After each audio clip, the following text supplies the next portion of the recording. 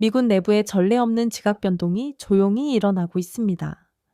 이는 전쟁터에서 시작된 것도 펜타곤의 명령에서 비롯된 것도 아닙니다. 그것은 파병 결정 발표식에서 터져나오는 공기를 찢는 듯한 함성에서 시작되었습니다.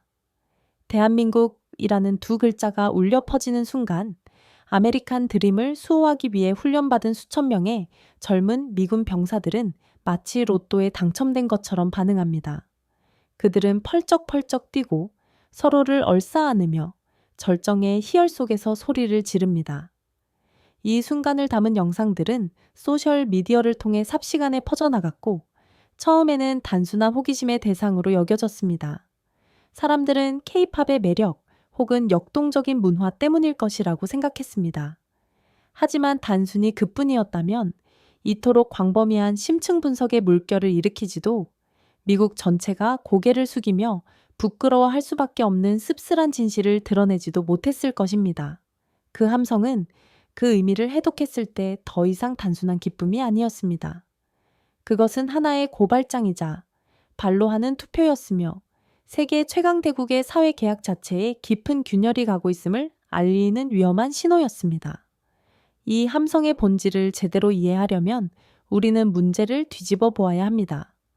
병사들은 단지 한국에 가게 되어 기뻐하는 것이 아니라 미국을 떠나게 되어 환호하는 것입니다.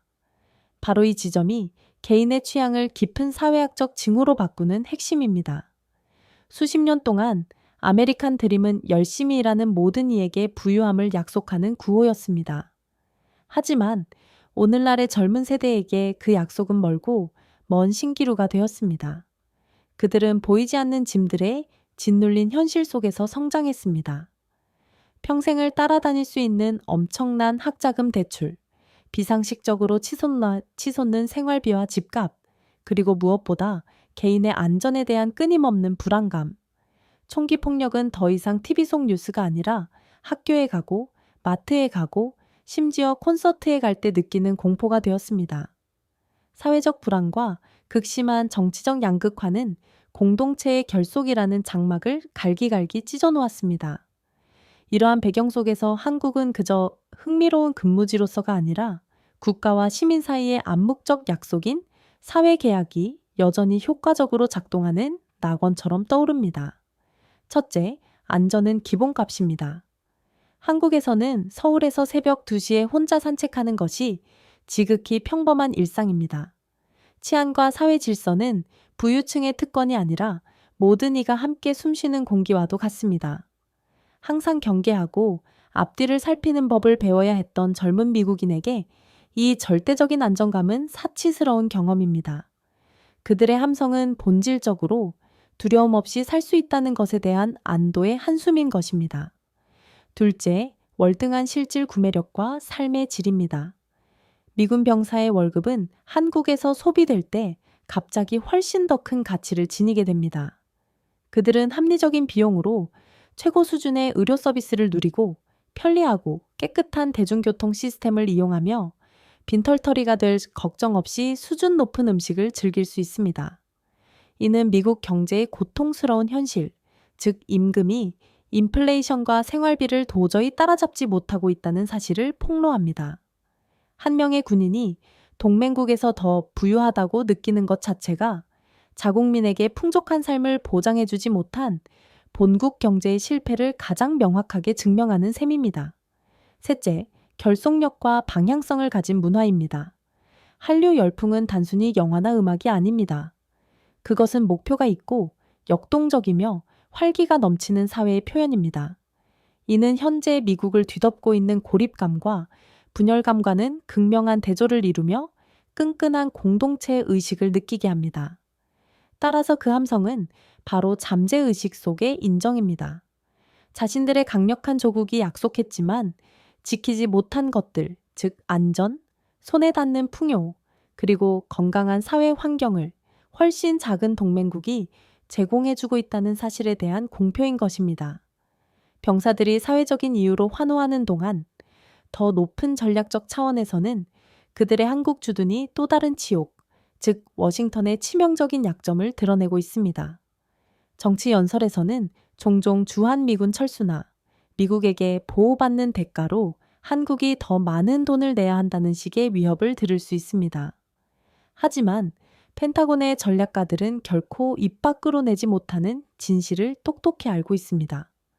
단순한 방어 역할에 있어 한국이 미국을 필요로 하는 것보다 미국이 한국을 훨씬 더 많이 필요로 한다는 사실입니다. 평택의 캠프 험프리스는 단순한 군사기지가 아닙니다. 그것은 인도태평양 지역의 미국 안보 구조 전체에서 대체 불가능한 전력 투사 플랫폼입니다. 그 위치는 타의 추종을 불허하며 미군이 동시에 세 가지 전략적 임무를 수행할 수 있게 합니다. 북한 견제, 이것은 가장 공개적이고 명확한 임무입니다. 핵심 해상 교통로 통제, 평택에서 미 공군과 해군은 민감한 대만 해협이 위치한 서해와 동중국해를 통제하며 중국의 동부 측면을 직접적으로 압박할 수 있습니다. 러시아 압박. 이 기지는 러시아의 극동 지역에 대한 전략적 조중영 안에 있기도 합니다. 이 지역의 그 어떤 다른 곳도 심지어 일본이나 괌조차도 이 일석삼조의 역할을 이처럼 효과적으로 대체할 수는 없습니다. 그리고 바로 이 지점에서 치욕이 드러납니다. 한국은 약 16조 원, 약 120억 달러를 투자하여 캠프 험프리스를 세계에서 가장 크고 현대적인 미군의 해외 군사 기지로 건설했습니다. 이 막대한 투자는 단순히 관대한 기여가 아닙니다. 그것은 캠프 험프리스를 하나의 황금 수갑으로 만들어버린 거장의 전략적인 한 수였습니다. 만약 미국이 어떤 정치인의 위협처럼 군대를 철수하기로 결정한다면 그들은 이 지역에서 가장 중요한 전략적 요충지를 잃을 뿐만 아니라 자신들이 돈 한 푼 들이지 않고 건설한 수백억 달러 가치의 자산을 내버리는 셈이 됩니다. 따라서 철수 위협은 공허한 메아리가 될 뿐입니다. 이는 마치 6성급 호텔에 공짜로 묵고 있는 손님이 서비스가 더 좋지 않으면 나가겠다고 으름장을 놓는 것과 같습니다. 더 나아가 캠프 험프리스는 중국의 부상을 포위하고 억제하기 위한 미국의 제일 돌연선 First Island Chain 전략에서 가장 견고한 닻입니다. 이 주춧돌을 잃게 되면 일본에서 필리핀으로 이어지는 미국의 전체 전략 방어선이 끊어져 메울 수 없는 안보 공백이 생기게 됩니다. 진실은 오늘날 주한미군 USFK의 존재가 서울의 단순한 안보를 지키는 것보다 미국의 전 지구적 패권 이익에 더 크게 기여하고 있다는 것입니다. 세계 10위권의 군사력을 갖춘 한국은 충분히 자위 능력이 있습니다. 미국의 치욕은 자신들이 빠져나올 수 없는 전략적 의존에 덫에 걸렸다는 점, 그리고 전 세계, 특히 한국이 그 사실을 명확히 인지하고 있다는 점에 있습니다. 하지만 아마 그 어떤 전략 분석도 내부자들의 직접적인 고백만큼 이 고통스러운 진실을 적나라하게 폭로할 수는 없을 것입니다. 최근 한국에서 1년간 주둔했던 한 미군 병사가 미국은 한국에게 배워야 한다는 충격적인 제목의 영상을 올렸습니다. 그 영상에서 그는 미사일이나 정치에 대해 말하지 않았습니다. 그는 평범한 일상의 경험들에 대해 이야기했습니다. 그리고 바로 그 소박한 비교들이 미국 사회의 시스템적 실패에 대한 가장 통렬한 고발장이 되었습니다. 첫째, 팁 문화입니다. 이 병사는 한국을 비롯한 많은 나라에서는 팁이 사회적 규칙이 아니라는 점을 지적했습니다. 이를 통해 그는 미국 시스템의 불합리함을 깨달았다고 합니다.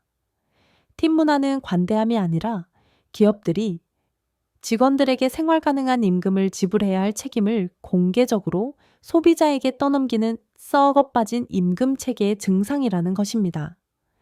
그것은 경제가 공정하게 자력으로 작동할 수 없다는 자백이나 다름없습니다. 둘째, 자동차에 대한 의존성입니다. 그는 미국에서는 뉴욕 같은 대도시를 제외하고 성인이 자동차가 없으면 가난하거나 실패한 사람으로 취급받는다고 말했습니다. 하지만 한국에서는 버스나 지하철을 이용하는 것이 지극히 정상적이고 효율적인 일입니다. 이는 인프라와 대중교통에 대한 미국의 처참한 투자 실패를 폭로합니다. 이는 지속 가능성이 떨어지고 비용이 많이 들며 이동수단에 따라 빈부 격차를 더욱 심화시키는 사회를 만들어냈습니다. 셋째, 생활비와 그에 상응하는 질입니다. 미국에서 물건 하나 살 돈으로 여기서는 5개를 살 수 있다는 그의 한탄은 단순히 환율에 대한 이야기가 아닙니다. 그것은 핵심적인 문제를 반영합니다. 즉, 의료, 교육, 식료품, 주거와 같은 기본적인 필요에 대한 비용이 미국에서는 비상식적인 수준까지 치솟았지만 그 대가로 받는 질은 전혀 그에 미치지 못한다는 것입니다.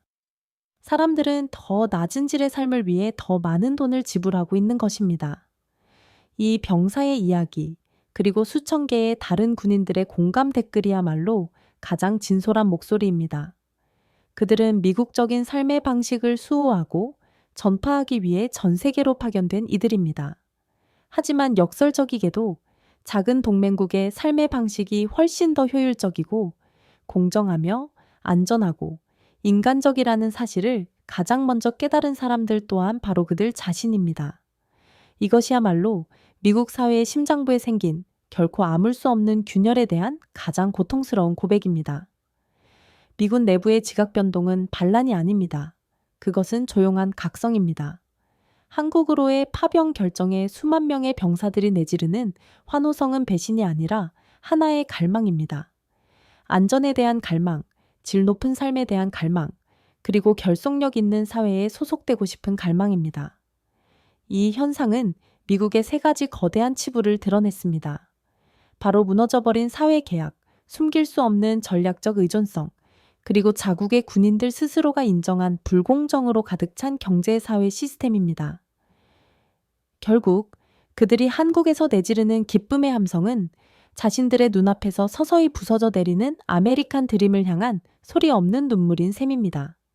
이곳에 함께해 주셔서 감사합니다. 항상 평안하시길 바라며 저희에게 더 큰 동기부여가 될 수 있도록 좋아요와 구독 잊지 마세요.